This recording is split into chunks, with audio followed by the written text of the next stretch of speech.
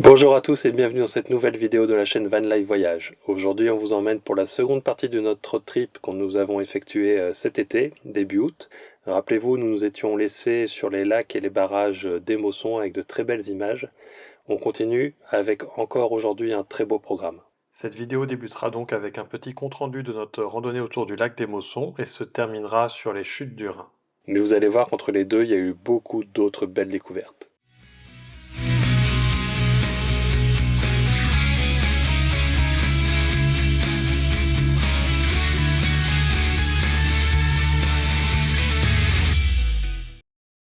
Alors, petit rappel pour celles et ceux qui découvriraient cette vidéo sans avoir vu l'épisode précédent. Un premier épisode a eu lieu et été consacré par la partie effectuée en France lors de ce road trip. Ensuite, il y a eu une seconde vidéo cinématique dédiée au lac et au barrage d'Émosson.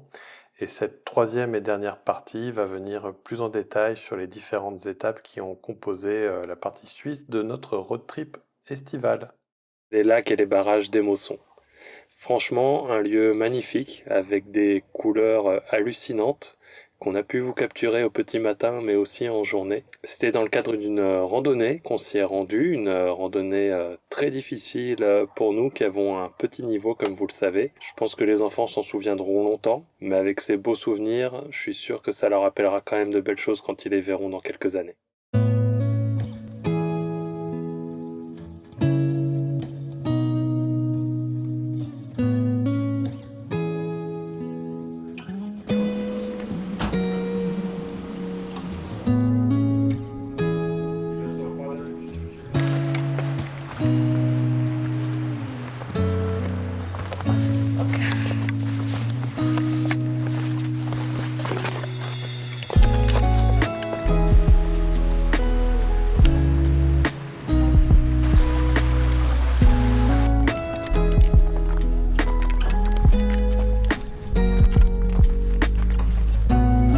Ce que vous voyez derrière moi, c'est le vieux Émosson, plus petit que le nouveau, qui est un peu plus bas, et à côté duquel on est garé. La particularité, c'est que le lac de retenue d'Émosson, il est situé en Suisse, mais la centrale hydroélectrique, elle est du côté français.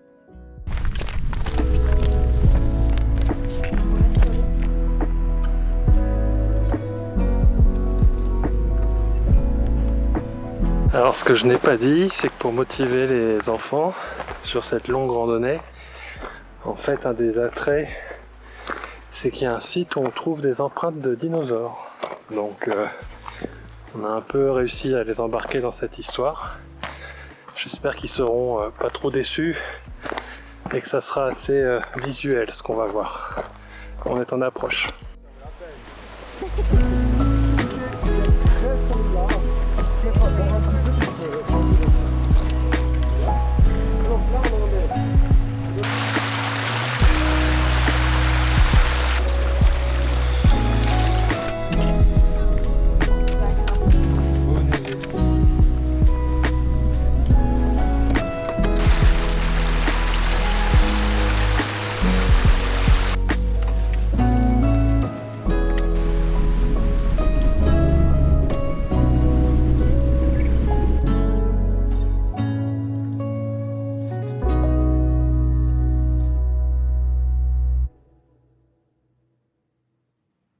Après un petit parc d'attractions typé western pour les enfants, afin de nous faire pardonner des deux très grosses randonnées que nous avons faites, on est parti du côté de Berne. Donc Berne, la capitale suisse, est vraiment une très belle ville. On a eu la chance de la découvrir avec un très beau temps et de ce fait-là, après avoir parcouru le centre-ville, on a pu aller se baigner dans une piscine municipale, à savoir que les piscines municipales sont gratuites en Suisse et en plus celle-ci était située pas très loin du cours d'eau de l'Aar. L'Aar, donc c'est le cours d'eau qui traverse la ville de Berne et elle a la particularité d'avoir beaucoup de courant. Donc vous pouvez remonter en amont de celui-ci à pied et ensuite vous laisser embarquer par le courant jusqu'au centre-ville quasiment. Et donc vous arrivez avec une vue sur les monuments du centre-ville alors que vous êtes encore dans l'eau. C'est assez incroyable et je vous recommande de le faire si la saison vous le permet.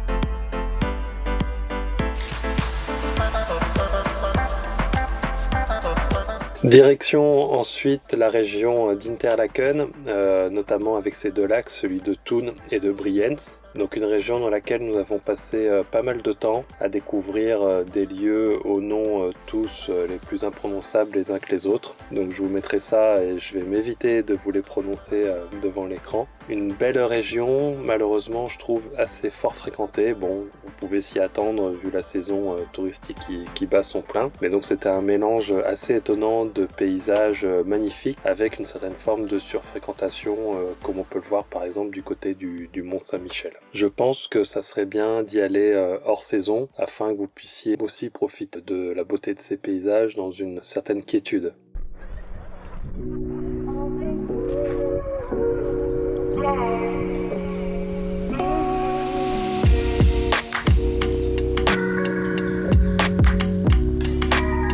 Je la fais ramer.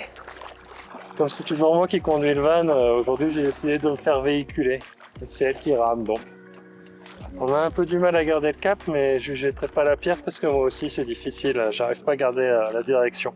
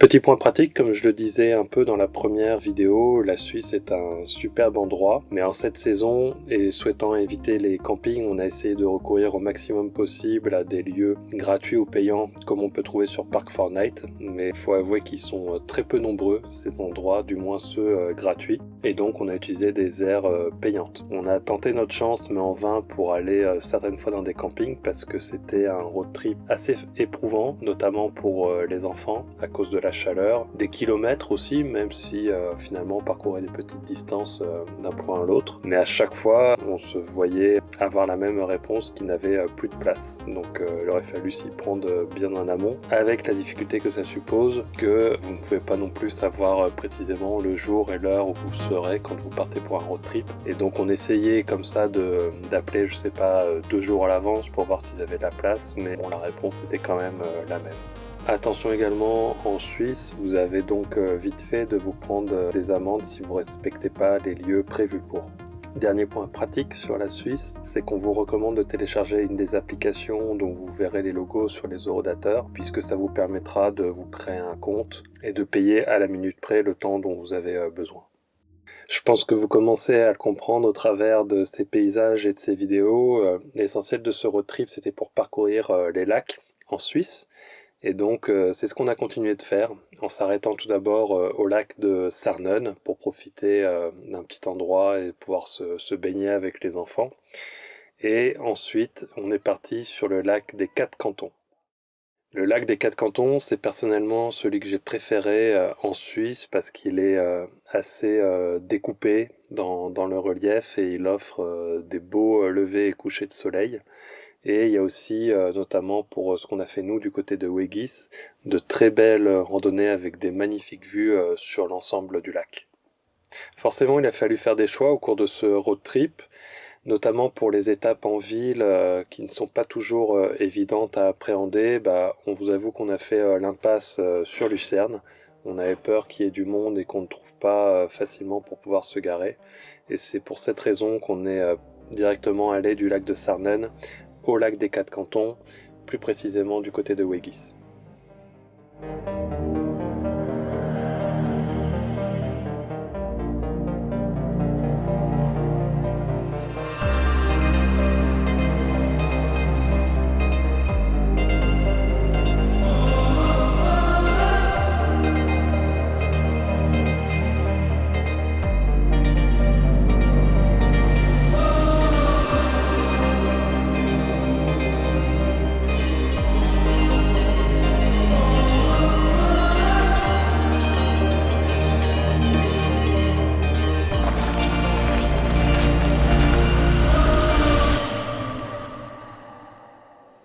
Aujourd'hui, on fait une randonnée à proximité du lac des Quatre Cantons. Je trouve que c'est une belle région, ça a l'air d'être beaucoup moins touristique que ce qu'on a traversé jusqu'à présent. Là, on est sur une randonnée qu'on a fait au départ de Weggis en empruntant un téléphérique. On va faire un petit panorama, comme ils appellent, d'environ 2 heures. Puis après, on va transiter entre train à crémaillère et téléphérique pour aller voir les différents points de vue et notamment le sommet.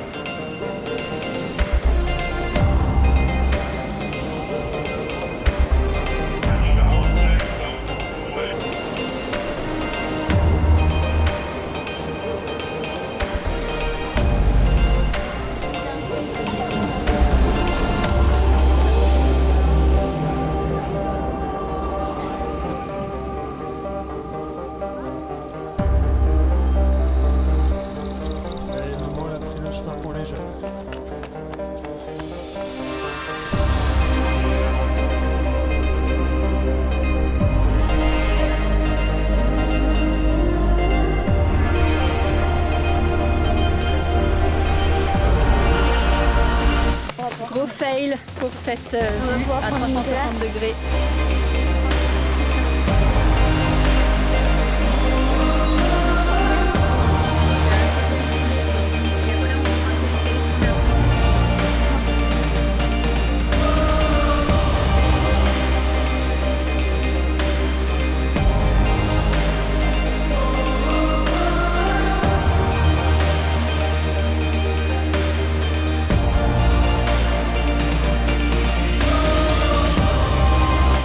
L'avant-dernière ou la dernière étape suisse, c'est selon, ça a été la ville de Zurich. On ne voulait vraiment pas faire l'impasse sur une petite visite de celle-ci.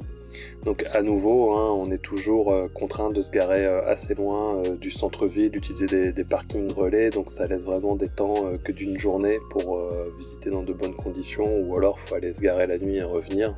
Mais ce n'est donc pas la formule qu'on a retenue.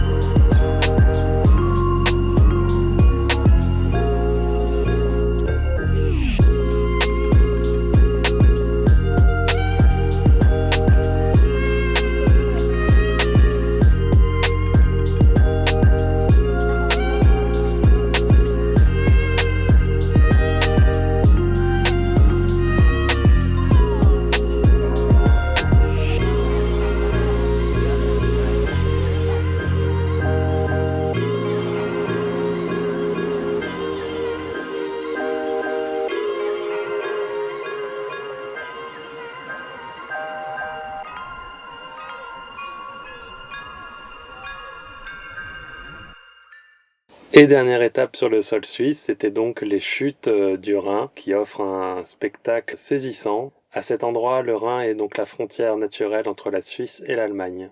Petite astuce ici, c'est que vous pouvez arriver le soir à partir de 19h environ sur le parking qui d'ordinaire est réservé aux voitures, ou du moins il n'est pas réservé, mais il est vraiment un tarif prohibitif pour les camping-cars. Mais si vous arrivez à partir de 19h, vous pouvez rentrer et rester gratuitement, à condition de repartir avant 9h. C'est donc beaucoup plus facile pour aller visiter dans ces conditions les chutes du Rhin.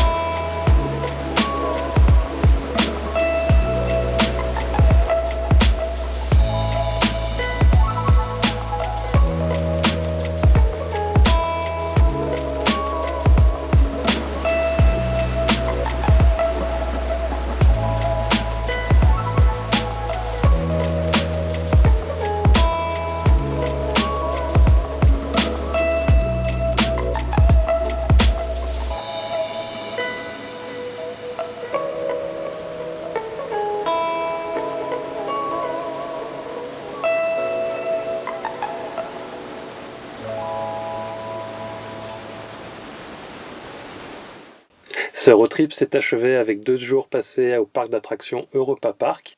Nous avons passé une nuit dans l'espace réservé pour les camping-cars, ce qui nous permettait de gagner plus facilement avec des petites navettes le parc. On a fait le premier jour le parc aquatique et le second le parc d'attractions lui-même. Les enfants se sont vraiment éclatés, on a eu du mal à faire toutes les attractions, c'était assez serré comme timing, mais on y est arrivé.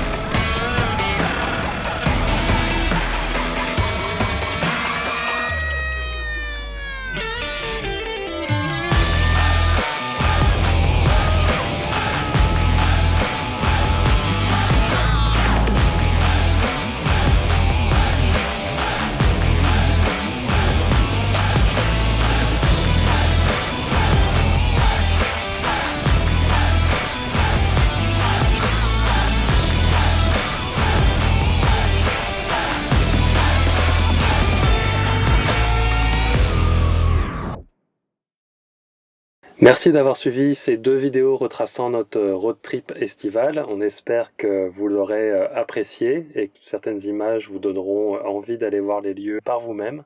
Je vous dis à très vite et à bientôt dans une nouvelle vidéo. En attendant, évadez-vous!